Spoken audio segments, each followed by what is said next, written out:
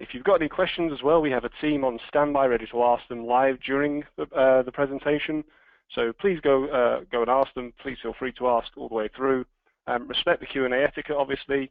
And if you stick around at the end, there will be a live Q&A session with me, where I'll try and tackle some more questions in the time we have available. Also, if you have any questions following the call, you feel free to reach out to me using my Twitter handle, or go to the developer forums at developer.salesforce.com/forums. So what is today's agenda? So today we're going to go through two main areas. The first is using Apex in some ways that you may not have been aware of before.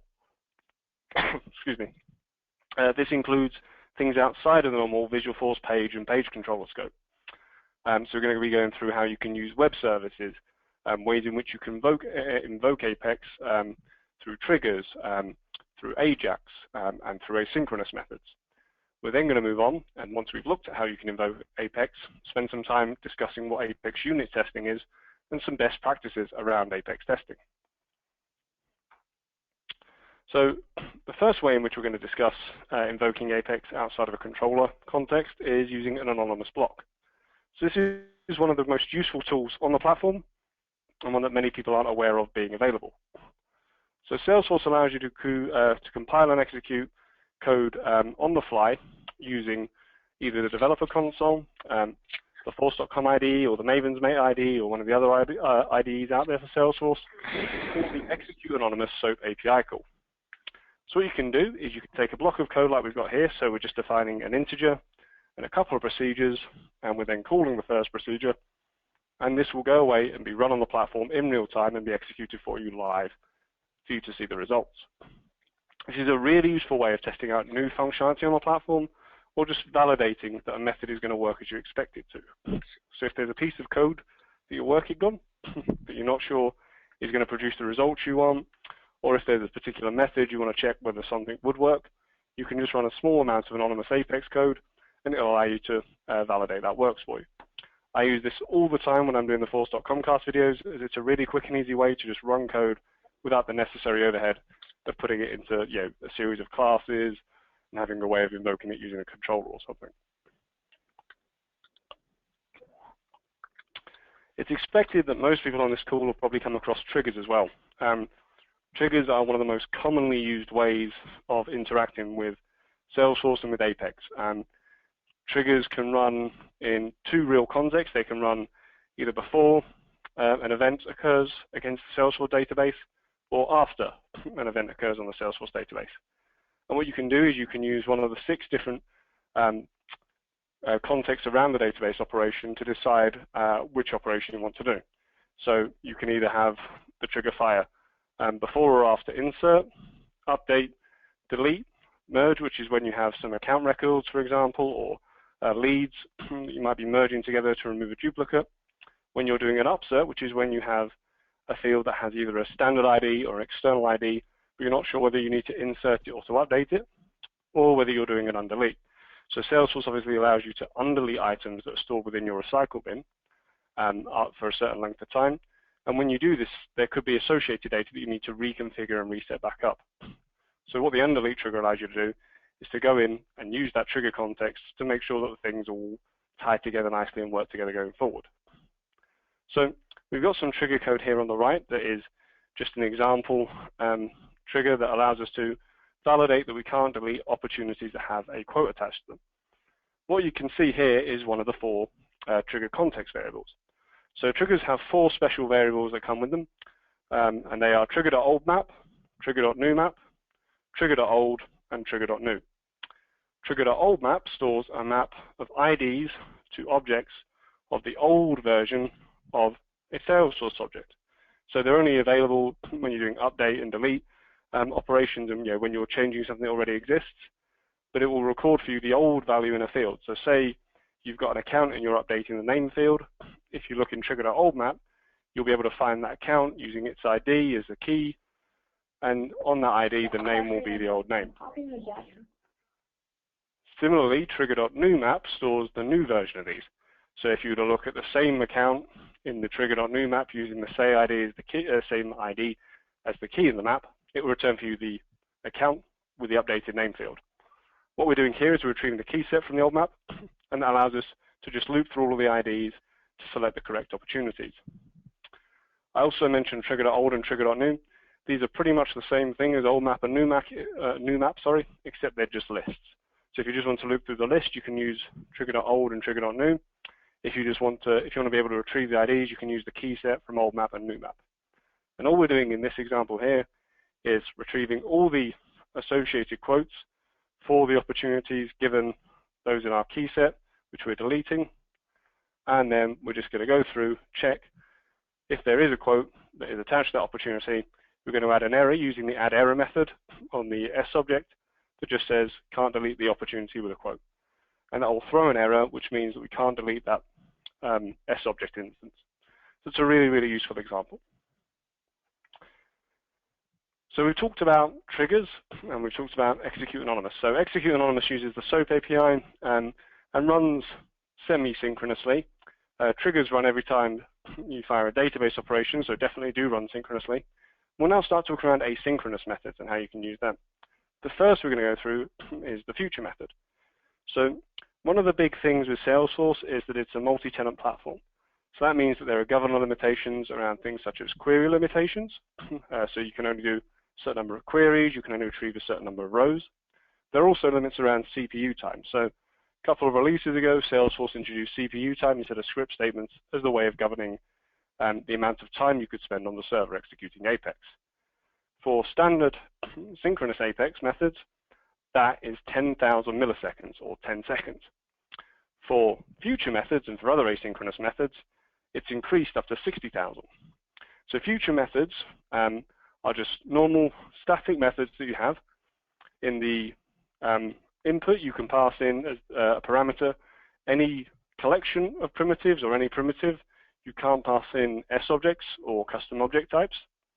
And what you can do, you can go away, you can run a more complicated piece of code that can use all of these extra governor limits to do something far more complicated. What happens with the future method is when you call the future method, it's placed onto effectively an execution queue. And whenever the available resources become available within Salesforce, it will go through that queue and process these different methods that are on the queue one by one. So it won't happen straight away. It will happen, funnily enough, asynchronously, and will happen whenever resources become available. So it's an important example we've got here because what we're doing is taking in a username as a string, an alias as a string, an email in the string EM, and a last name in the LName string. And we're retrieving a standard user profile and a user role, which happens to be the COO role. So we're just creating the COO asynchronously here. And we're going to create a new user with all of these details and insert that user into the database. So you might be wondering, well, why is this a good thing to do in an asynchronous method? Why have you come up with this example? So for those who aren't aware, user is one of those objects where you have the ability to do DML upon it. However, you can't do DML on a user object in the same context as you do DML on another object.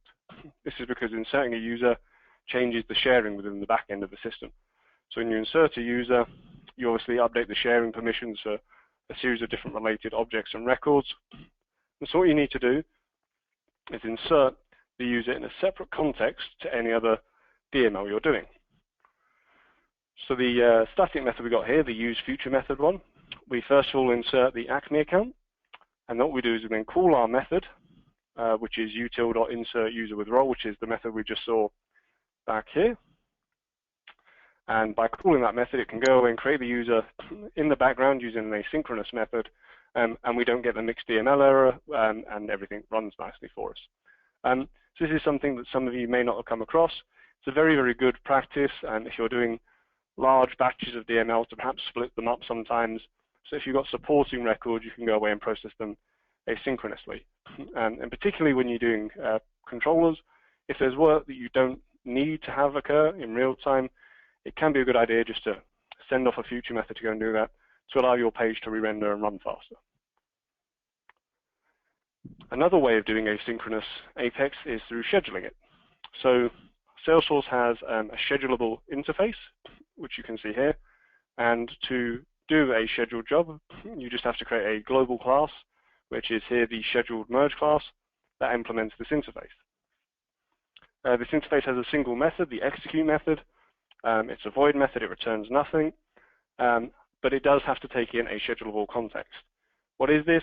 You don't need to concern yourself with it. It's a background object within Salesforce that is used to help run these scheduled jobs in a correct manner. But once you've created, and so in this execute method, you put the work you want to do. So in this instance, we're creating a new instance of the merge numbers class M, and that will obviously have some code in its constructor that will go away and do the processing we need to have processed. But to run this on a particular schedule, all you do is you create a new instance of your schedulable class, your class that's implementing that interface. You then define a string. So this string SCH we have here is a cron expression.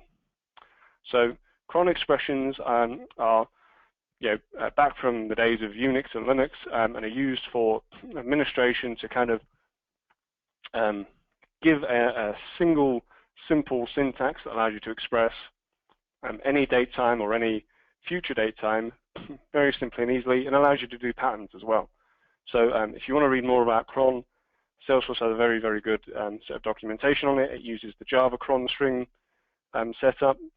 You can also go away and read about it on Wikipedia, but you can effectively come up with a string that allows you to do something like, every third Wednesday of the month, or every Friday at 6 p.m. So what you do is you come up with a cron string that signifies what you want to do, whether you want it to just run once or run many times, and then you call this system.schedule method with a string that is the name of your job, and this allows you to monitor it during in the Apex queue. You then have the schedule, the cron string that you're working with, and you also pass in your implementation of this interface and the instance of it. And then when you call this method, it returns to you a string, which is the job ID. So this job ID is actually an ID to the async Apex job object. And what you can do is you can query that object using SOQL to find out the status of your job, to see if it's running, to see when it last run, and to see when it's next scheduled to run. One of the things that is often done now is people use batch Apex to do large data volume processes. So at Dreamforce this year, as an example, I gave a presentation with Jennifer Wire on doing machine learning systems in Apex.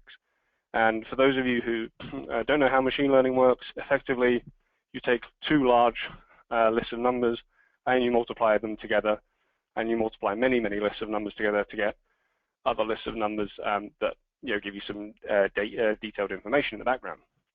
We utilize batch Apex to do this so that we could run through the system and do this in a repeatable manner that would allow us to process hundreds of thousands to millions of records, so that we could use large data sets to really analyze the information we were working with. Other companies utilize batch Apex to do a job where they go through and might cleanse all of their accounts or update a particular field on the account every week. And what you want to do is you want to schedule that so it does run every week for you. And Salesforce allows you to do that, so you can call batch jobs from your scheduled class. And this means if you want to have a process that runs, say, every Friday at 7 p.m., you want to go through all of your accounts and you want to just update a field on it that counts up the total value of sales for that week. You can write a simple batch job that will do that, and then you can use the schedulable interface to schedule that to run every week on Friday at 6 p.m. or 7 p.m. So that's scheduled Apex, and that's kind of asynchronous methods on the platform. What we're going to talk about now is invoking Apex using web services off of the platform. So often developers are nowadays not only having to build applications that can work on Salesforce, but that can be integrated with from other external applications. People are waking up to the fact that their legacy systems need to integrate with your new shiny Salesforce app. And they want to be able to use web services. One method of working with web services is to use SOAP. So SOAP stands for Simple Object Access Protocol. And SOAP is a very standardized way using XML to define how an object is constructed, to allow you to make API calls and to make web services that work very well with strongly typed languages. So if your system that you're integrating from uses .NET or uses Java, which are both strongly tied languages, SOAP is a very, very good choice for you to work with. What you can do is you can define a class, so a global class, such as the class in my web service. You then define a static method that has the web service keyword in front of it. And so we're defining a web service method here that will return an ID and is going to create a contact for us where we pass in the last name in the account. And it's not a very complicated method, but it will run fine for us. Once we've created that class, we can then go in to our development menu, find that Apex class, and generate what's called a WSDL, or a Web Services Definition Language file. With that file, you can then go and use an interpreter. So for Java, I believe it is the Axis 2 interpreter that will output a Java file for you, and it'll output just a series of just standard POJOs, plain old Java objects. You can then import into your system and into your project, and that will allow you to interact with Salesforce via the API, but just using standard Java objects. There's nothing clever or difficult you have to do. It's a very, very nice way for these strongly typed languages of working with Salesforce. And if you've got Apex methods you want to expose, so for example, if you were writing a payment system where you wanted to be able to run a monthly billing invoice or generate an invoice, you could do that using this, and it would run really, really well for you. When you've written these classes, however, so we've got our class here in Apex, you can also call them from JavaScript on your page using Ajax. So I mentioned that SOAP is based around XML, and what you can do is you can use these two different libraries, the Connection.js library and the Apex.js library. You can import them onto your page and then go away and just simply use these libraries to call your web service from your Visualforce page. And that makes it really, really simple and easy for you to build applications that can use Ajax simply, use Ajax effectively, can have dynamic functionality without the need to have a lot of page re-renders, because you just have to handle this in JavaScript, deal with the XML coming back down, interpret it, and update your page. So it's one way of working with JavaScript and doing Ajax calls on the platform. It is a slightly more heavyweight method, and as you'll see in a second when we talk about REST, REST is often the best way to go using JavaScript. However, if you've got your web service defined like this, it makes a very good a very good system where you have a single web service endpoint that both your enterprise clients can use, but also your internal developers can use to develop against. So I mentioned REST APIs. The other way of doing web services on the platform is using Apex REST. So Apex REST, I will confess, is perhaps my favorite platform feature.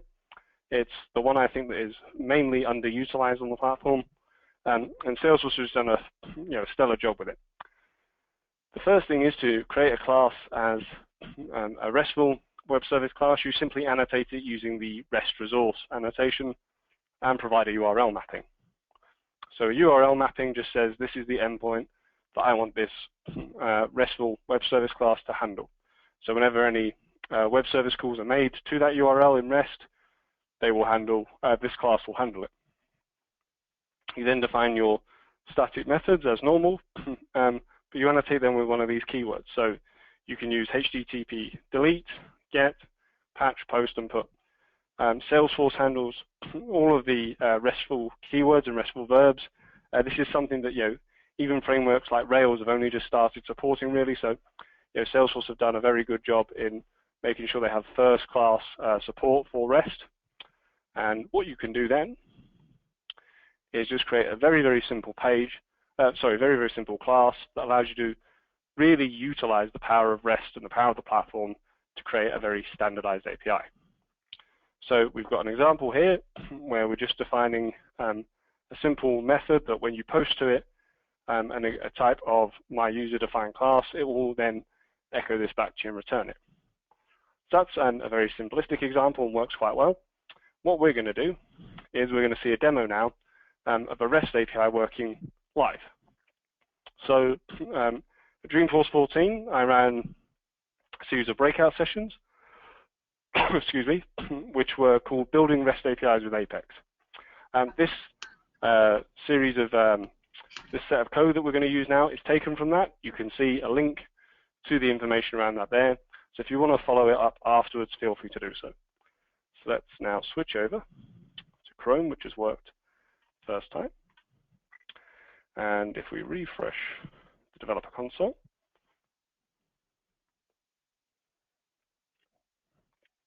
we can see we have a RESTful class here. So our class is called language service, and I've got a custom object in my organization that is called language _C. And language _C stores programming languages because I'm a developer and that's the kind of information I like to store. We defined our URL mapping here for the language service class as /languages. So we're going to go to the languages endpoint, and then we've added another / and a star. And the star character is the wildcard character, which means that we can either have something contained therein or nothing. So if someone comes to us and goes to /languages/, we'll accept that endpoint and we'll handle that endpoint.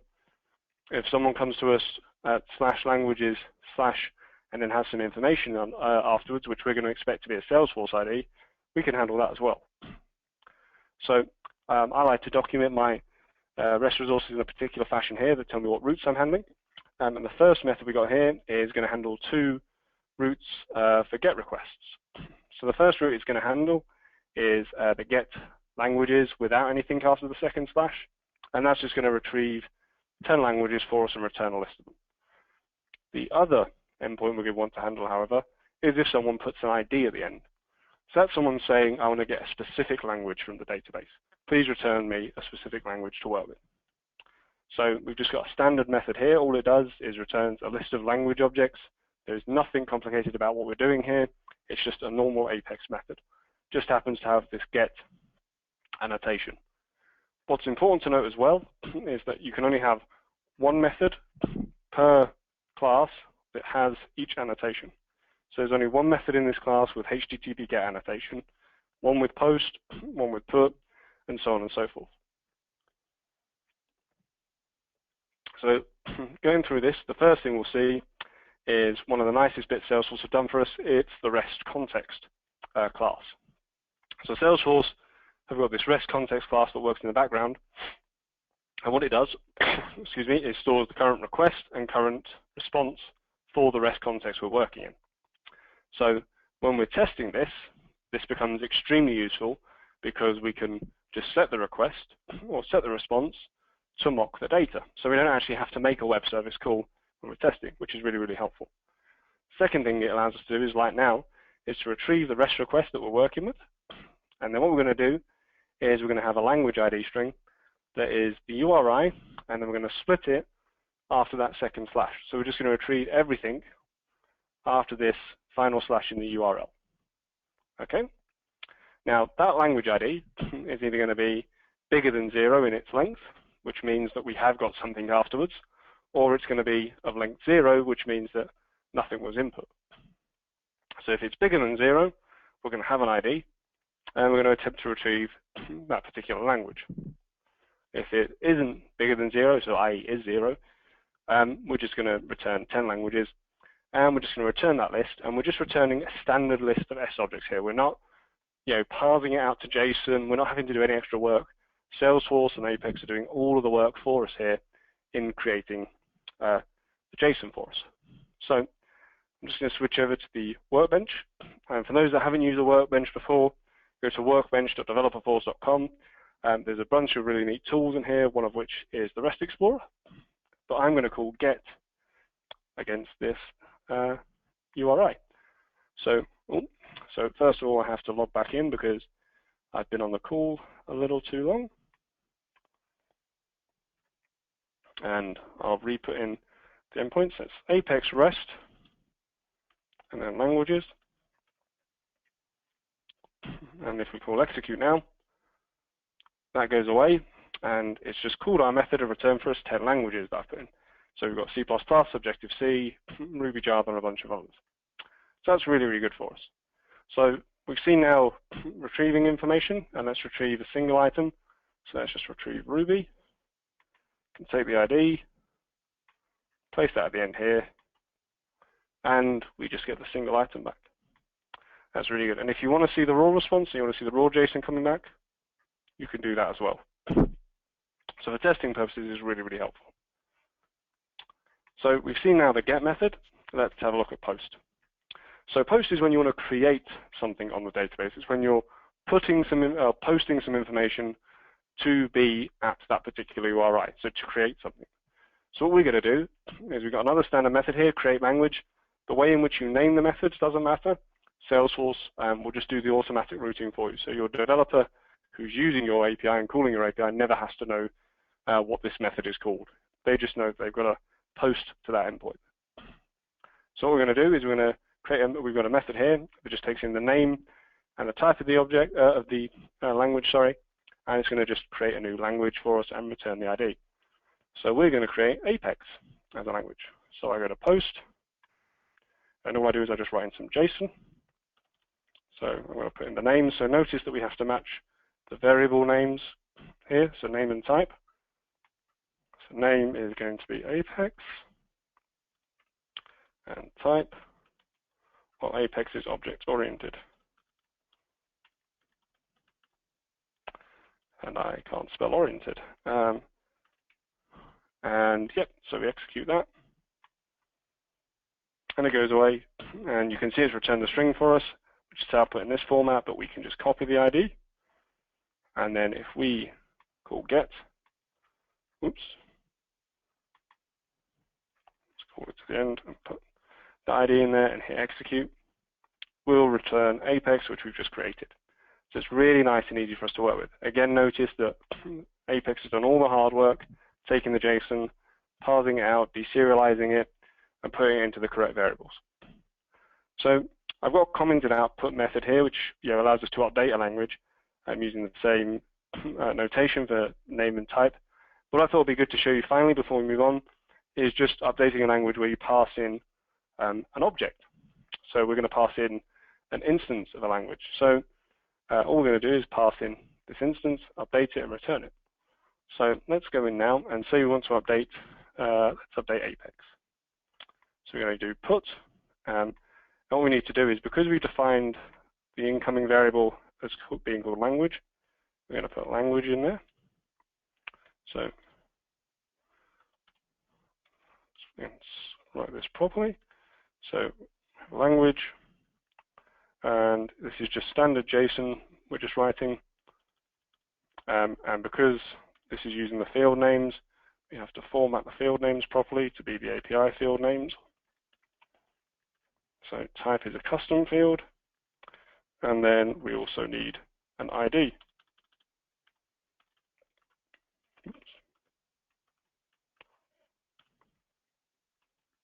And we put the ID in, we close our language bracket, and we're going to call execute now. And let's update Apex to be called Apex1, and we'll instead of it being object-oriented, we're going to say for some crazy reason it's scripting, and we hit execute, and it goes away and it updates this in the background for us. And if we get this same one in the future, it'll return Apex1. So there is no Apex anymore. So that's a really nice way of doing it.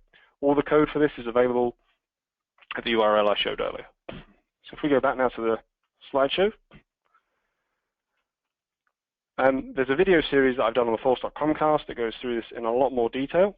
If you want to watch it, you can go there, or you can go to the Force.com cast link, and it goes through doing that and nested resources as well. So for those who want some more information, feel free to go and grab it. So now we've discussed different ways in which we can invoke and use Apex. We're going to finish off by discussing unit testing, functional testing, and some best practices for testing Apex.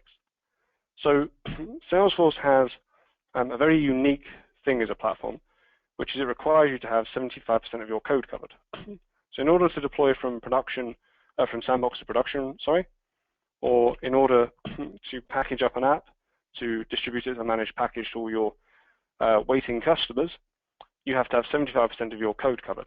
And there's two ways of looking at this. Some developers see it as a bane and a real pain to have to do that. But the way you should be looking at it is it's allowing you to validate your code's working as expected, because truth be told, you finding an error is much better than your customer finding them. And we'll reiterate this again in a minute, But the foundation of a good test or test suite is that you are testing positive, negative, null if that's different from your different from your negative, and data volumes. Oh, excuse me. So what's the difference between a unit test and a functional test? So a unit test verifies a discrete unit or particular function of code. So it runs independent from the rest of the system. It's a bedrock of the TDD process, but it's really about checking that a single item in your code base works as expected. So does this method where I'm trying to add two numbers and times it by 10, does that return what I expect? If I give it, 3 and 4, will it return for me 70? That's all that a unit test is. It's a small piece of business logic that's being tested. And you should write these really while you're coding, or preferably before if you want to use TDD. A functional test, on the other hand, verifies that an entire operation works. So this is many, many units of code working together in concert to produce the correct output. So this might be a page controller having all the inputs coming correctly and outputting the correct information for you at the end, or saving the record properly. It might be a wizard being a multiple-step process, or it might be a trigger going in and taking a record and updating it to have some correct values. These should be written after your coding and after your business logic is done, or during the time if you can do, but they're there to really validate that the system works as expected from end to end. And many people don't realize the difference between them. If you do unit testing on Salesforce, you will easily get your coverage up. You should do functional testing to ensure that your system works as expected, but writing good unit tests is the bedrock of writing good Apex. So one way of visualizing this is, say we had a method in an Apex class, which was called myMethod. So myMethod is run on the insert of an account. So an account is inserted, a trigger fires, and myMethod gets called. A unit test will only call the myMethod method directly from the Apex class. It won't do any DML. A functional test, however, will go in, will create a record, perform the DML to fire the trigger to get the Apex method to be executed. So it checks the overall business process from end to end. That's really a key difference, and it's a subtle difference, but it'll help, if you understand that, it'll help you in A, writing better tests, but B, as we go through the practices. So let's go through some of those best practices. First best practice is not to use real data. You should utilize mock data when you're trying to write unit tests. You can guarantee, and I've worked in a fairly large number of different orgs over the years, every one Salesforce org has different data, quite radically different data. You cannot guarantee that data will be there for you even when you're deploying from sandbox to production sometimes. So wherever possible, utilize mock data. Querying data from the database is also slower and more expensive than just instantiating mock data in memory. So if you can, utilize mock data. You can see here we're creating a user for us to use. If you can, try to get away with not even having to do the DML here. It'll make your test much leaner and much quicker. So wherever possible, utilize mock data and don't initialize the data via SOQL. Best practice number 2 is to put these methods into a utility class. So if you create test data factories, it'll make it really easy for you to update your test data creation later on. So if someone in your organization decides to add a new required field or a new validation rule, you have to go and update your tests in one single place, which is the test data factory. If you've got your test data being created in every single test class, you're going to have a lot of work to do. So that's number 1. Number 2, it just is much neater and tidier. So when you're doing this, it makes it very, very simple for someone who is looking through your test code to see what your errors are, to see what your test code is meant to be doing. Because it's calling out to a test class, you can see, okay, I'm just passing in a user ID, and it's getting me the test position. You have abstracted away the creation of this test data because that's not what you're testing. You're not actually testing that you can insert a position. You're actually trying to test that you can go away and do some business process with the position. So wherever you can, create reusable mock data factories. A, it'll make your tests easier to read. B, it'll make your tests easier to maintain. Following on from this best practice is to use a naming convention. So when you have a class, whether it's called my class, her class, his class, or whatever, you should have an associated test class which has the @test annotation.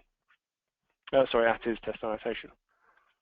You should name this class the same as the class it's testing, and just suffix it with _tests, for example.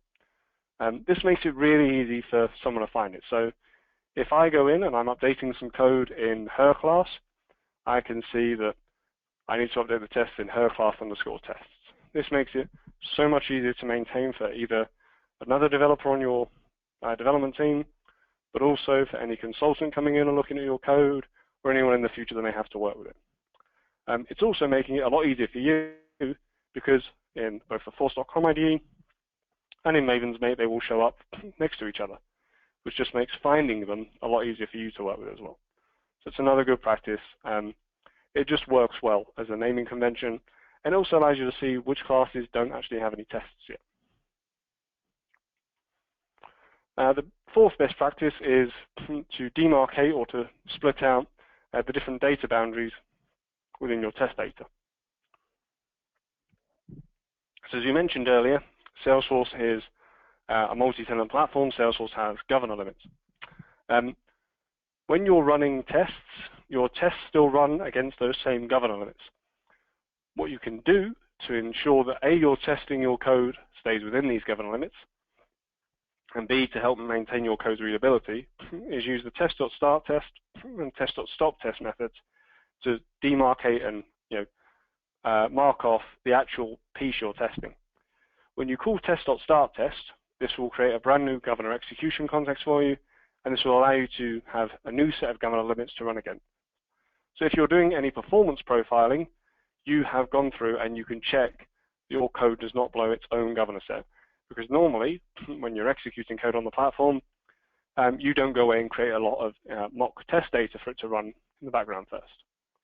The second thing is when you call test.stop test, not only does it push you back onto the original governor context, so you're not consuming extra resources there, but it will also fire any asynchronous method you've got. So if you've written a future method like we had earlier, if you then call test.stop test after calling that future method in your actual test, it will then run that future method synchronously so that you can validate the output. So that's how you can both A, successfully test asynchronous Apex, but B, ensure that your Apex conforms to governor limits. Because you should be testing that your system will not break these governor limits, as we mentioned earlier, through validating the bulk tests. And this is what we were saying a second ago, is that we should avoid having a single big test. You should break down your tests into individual bite-sized chunks.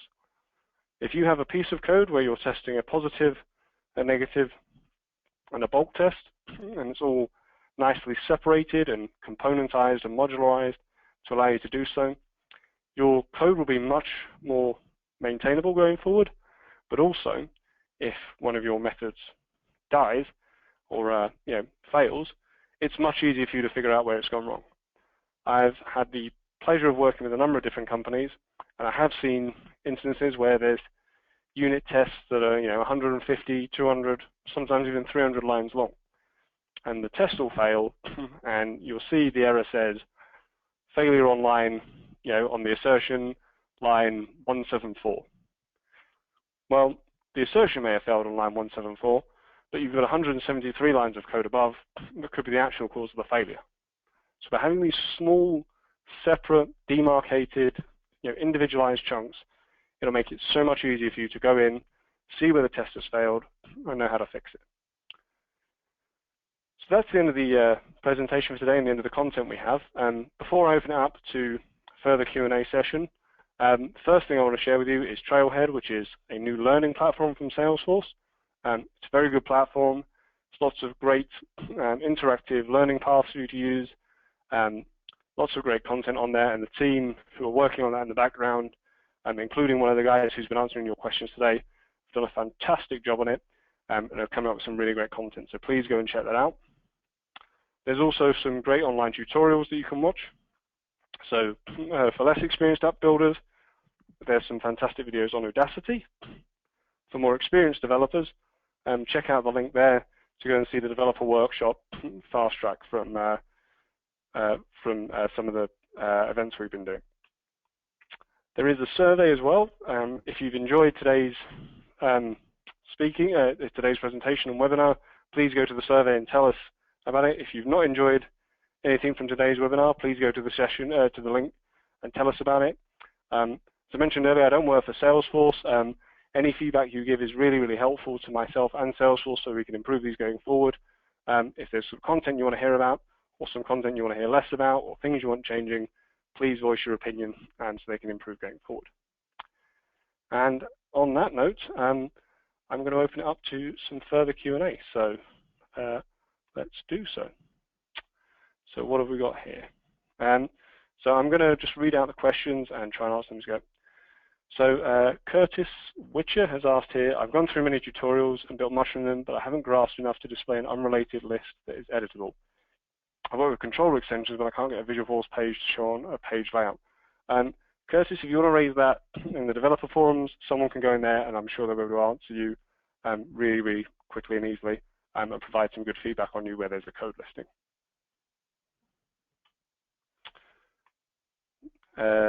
So I think Jenny was asking for the Twitter URL for force.comcast. It is force.comcast at force.comcast, all one word if you want to find that.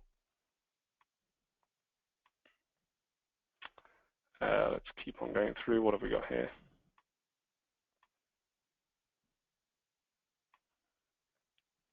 So we've been asked here, why is the error that we had earlier a mixed DML operation? Is there a specific reason? So the reason that we have the mixed DML operation error is because we're trying to insert two objects, one of which is data and one of which is data that impacts sharing. So if you have a look, if you Google mixed DML operation user object, I believe, is what I've done previously to find the page on this. There's a Salesforce developer help and training page that will inform you as to a list of different objects that cannot be inserted with other objects. So user is one of them, I believe profile is one of them, as is group, and it's basically any object that is involved with sharing.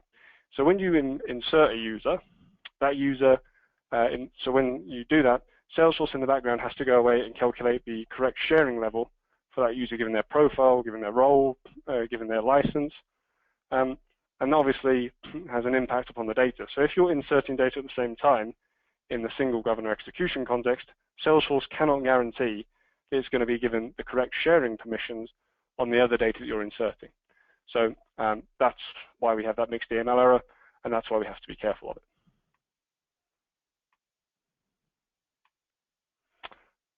Go through the rest of the list.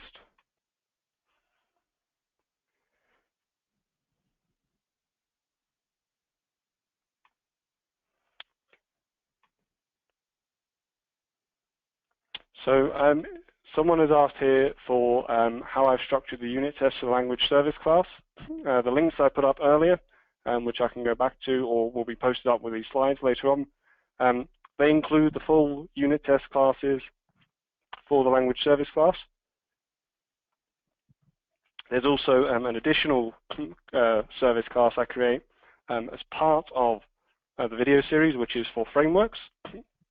So a language can have many frameworks. For example, Rails has Padrino and Ruby has Rails and Padrino, and that comes through as a nested resource. And the videos show you how to create that and also how to test both of those. So if you go to the force.comcast Twitter handle, you'll be able to go through and find them there.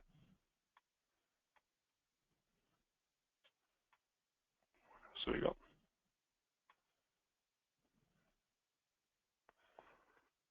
Could I please explain what kind of data has reference in a language ID variable? So when we called the schedule job, we got back a string which was language ID. So it is actually an ID that comes back, but it's so strings and IDs can be very simply and easily cast between themselves. The ID that comes back is an ID that you can use to retrieve records against the async apex job object type. If you look at the help and documentation for async apex job, you'll be able to see what you can go in, what you can retrieve from that. And I've seen people build, nice little user interfaces before where you can go off, and if you're doing a large processing job, for example, you can fire that, it'll run in the background, and then you can come back down and see the status of it running for you.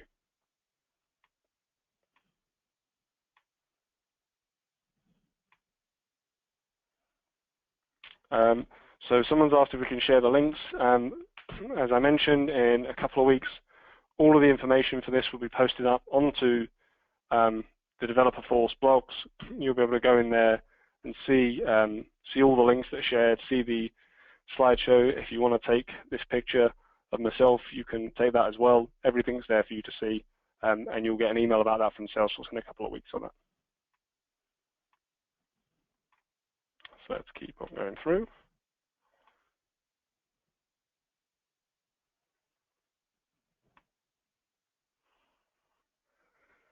Can I shed some light on mocking the web service callouts in unit testing? So Salesforce, a couple of releases ago, allowed you to mock web service callouts using the HTTP mock class.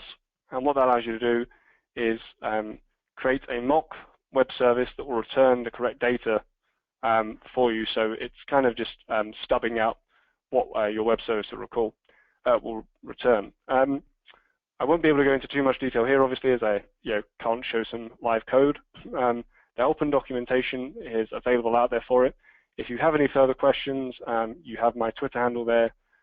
Feel free to tweet me, and I'll try and see if I can point you in the right direction for some information, or ask on the developer forums, and someone might be able to give you some exact answer if you've got a particular problem you want solving, and that's from Pratik Tata. John has asked, can start test and stop test be used more than once in a test class? No, they cannot. They can only be used once, I believe, as they reset the governor execution limit for you, and so you only get a single extra governor execution context. So you can only call them once, and you should only need to call them once if you're writing your test in the correct manner.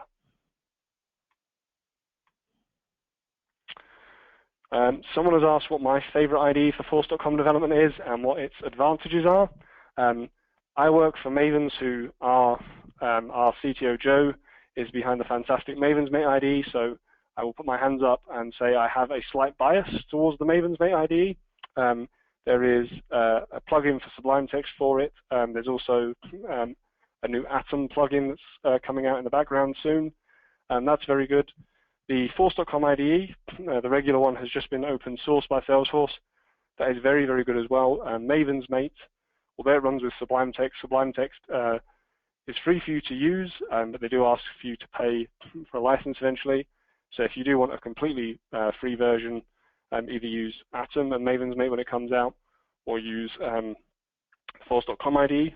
In terms of benefits, I find that because Mavens Mate uses Sublime or Atom, it's a bit more developer-centric for my personal workflow, and a bit more like a halfway house between Eclipse and something like Vim or Emacs. But it's personal preference. But I'd say have a check out of Mavens Mate, and also have a look at the Force.com IDE. They're both very, very good. There's also Brain Engine, which is a cloud-based one out there as well. Someone has asked how you can implement exception handling for future methods. So if you have a future method and it throws an error, one of the things you can, it's kind of a multi-faceted approach to how you handle this. One option is for you to, so this was Benny Cloudy that has asked this. If you have an error that comes through, you can either choose to log it in a particular error object, for example. So one of the things I like to do is to have just an administrative object, which I call errors, where I have an error that's thrown in something that's asynchronous. I take that error and I save it to that particular REST object in the catch or the finally method. And then I have just a workflow that emails that out to the administrator so they can see that an error's occurred. So that's one way of handling it, and it's my personal preference. There are many other ways for you to do so, but that's a simple and effective way of doing that. So I think that's pretty much all of the questions I can see. What have we got here? Yeah, so I think that's it. I don't know if we've got, where's the chat? So yeah, I think that's all the questions we have. Just scrolling back through.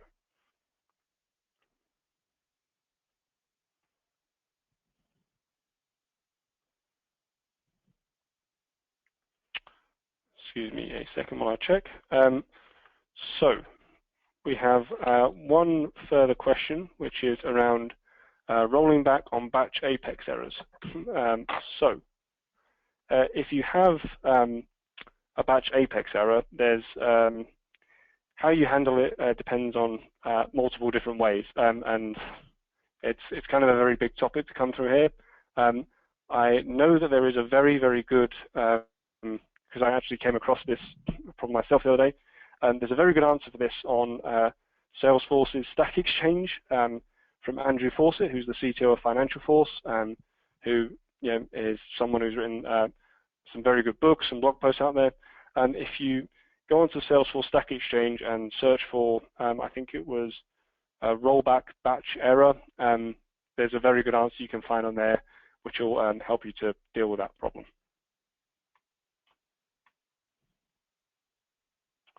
Okay.